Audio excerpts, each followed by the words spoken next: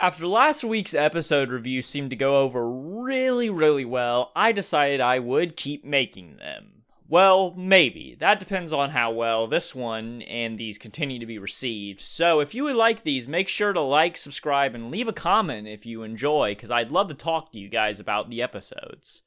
But anyways, we're finally in the Endeavor Agency arc, and since this is just a first episode, while I definitely enjoyed it, I wouldn't say there is a ton to talk about. But maybe this episode's video length says that this first thought was wrong. But without any further ado, let's talk about MHA Season 5, Episode 15. Wait a minute. 4, 8, 12, 13, 14. Son of a... The episode starts in a very interesting way with Dobby and Hawks talking over the phone, and this conversation has a few interesting parts to it, including Hawks' understanding of his own inherent value and what it means to be the one called instead of the caller in this situation.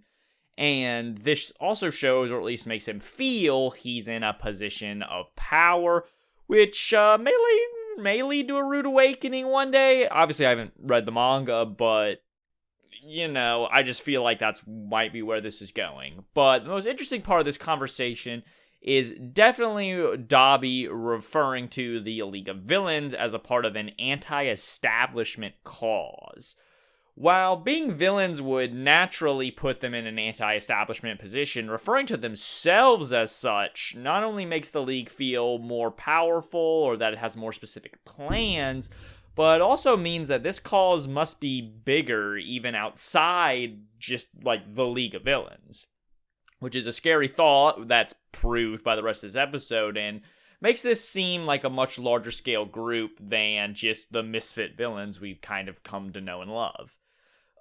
This would probably have more context along with many other things in this episode if it was after the MVA arc like it was supposed to be, but again, this makes it feel more like a mystery and actually kind of brings a shock value to moments like Endeavor's reading at the end happening, and I'm not opposed to this at all as it's actually kind of exciting. This leads into the most shocking scene of the episode in my opinion, where it seems like Hawks did something, maybe killed, we don't know, to Best Genus, which is a big move to make towards trust with the villains, but also goes against, well, what it means to be a hero.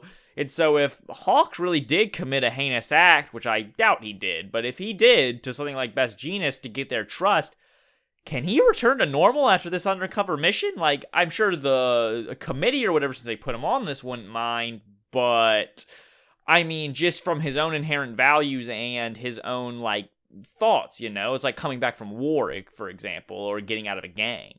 Then we get the new opening, which was sadly kind of underwhelming. The song seemed more hype in the trailer, and the visuals are cool, but kind of like lackluster in my opinion with anything like super exciting. Except for that one shot of like All Might, and then it's Endeavor. I wouldn't say it's bad, but it's just a little less than what I expected. Maybe I hyped myself up a little too much for it, but what can you do? Then the next part is the cute little scene with Midoriya and his mom and the letter from Eri, which is really cute. And I mean, I don't really have anything to say about it. I just really liked it, thought it was fun, made me feel happy. Not much else to say besides that. Then there is the unnerving scene with the guy in the shadows that reveals he has devices on Hawks, and they plan to use those devices to learn all the secrets of the Hero Network. Obviously, Hawks knows this because he's talking to Hawks, but getting into the Hero Network is a sketch. But this, along with the fact that Sliding Go is there, reveals that there are also heroes on the side of the anti-establishment, which is not only a major shock, but also makes this an even scarier and more widespread group. Like, it's no longer clear who the enemies are and who the friends are now. Everybody's a suspect. Because even heroes can be, well, we always knew heroes could be the bad guys, but like, now it's just like blatantly in our faces. I mean, this is a major reveal and move for MHA to make, but damn if it isn't interesting. Then Endeavor goes off, and the kids have to keep up and fight the random old guy that can control glass. This is just a cool action sequence that shows the readiness at all times of pros, but especially the number one hero. And we get that awesome shot from the trailer of Endeavor flying through the buildings that had the glass shattered, and Deku points out that Endeavor seems to just know as he leapt into action even before the explosion happened, which I like to think this shows the powerful perception of a top pro hero, almost like a sixth sense of a hero. And then there's the biggest part of this episode, the effing book.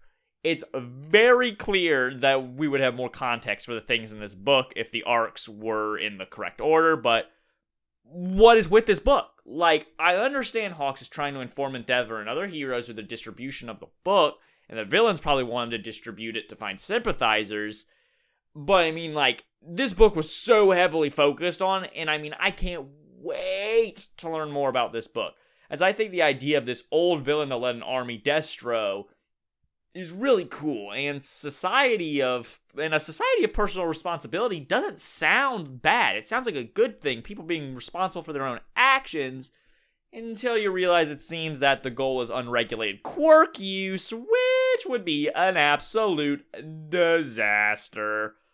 I do like how Hawks got the information out, and seeing Hawks act totally out of character was kind of funny, as well as unnerving, because we don't learn what he was trying to say until the end of the episode. Though I do think it's an interesting call to give copies to the kids. Like, why did Hawks give those books to the kids? But whatever, maybe that makes him look better for the villains, like trying to get sympathizers through the children? I don't know. Then we learn some more about Endeavor's agency and Cena's main sidekicks, which include the green-haired chick, which I think has a really cool design and color scheme, and her voice acting seems to be pretty cool and really on point for her character. I really enjoy that.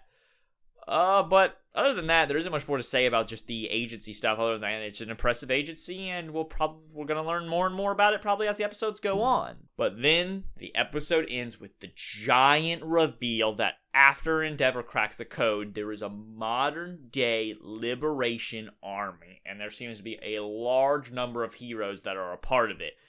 From what Hawk says, at least, he implies that there's a large number of heroes, which, that's crazy, but the craziest part is they number over 100,000. Like, holy hell, this is huge, and they plan to spring into action in 4 months. Like, the whole ball game and trajectory of the series just changed. This is going to be a war. It's going to be insane. It's going to be freaking awesome. It's freaking crazy, and I cannot wait to see where the rest of the show goes. So obviously, we probably won't be getting to that till the next season. But yeah, I mean, I'm excited to see where my hero goes. Let me know if you guys are excited to see where my hero goes and what your favorite part of this episode was. Make sure to let me know what you guys think about these reviews, and if you guys like them, I'll keep making them.